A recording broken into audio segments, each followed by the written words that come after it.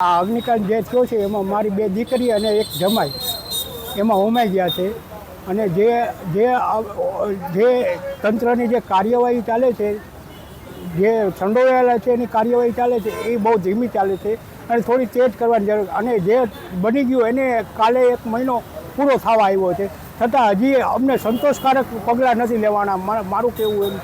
અને એને જે અગ્નિકાંડ બન્યો એવો કોઈ જગ્યાએ ન બને એવું મારું કહેવું છે, કે જેથી કરીને તંત્રને આમાં સંડોવાયેલું છે ને પૂરા પગલાં લેવાય, એને પૂરી સજા મળે. મારો કહેવાનો મતલબ એ જ છે. કામગીરી 100% કરે છે, પણ થોડી ધીમી ગતિએ ચાલે છે. બરાબર છે. જો હજી વધુ ટાઈમ લાગે તો આ બધું ભૂલી જશે. અને જેને પગલાં લેવાના અને જેને આપણે સજા દેવાની છે એ બધું નીકળી જશે. એટલા માટે થોડી તેજ કરે ને તો આમાં બધાને સંતોષ મળે એમ.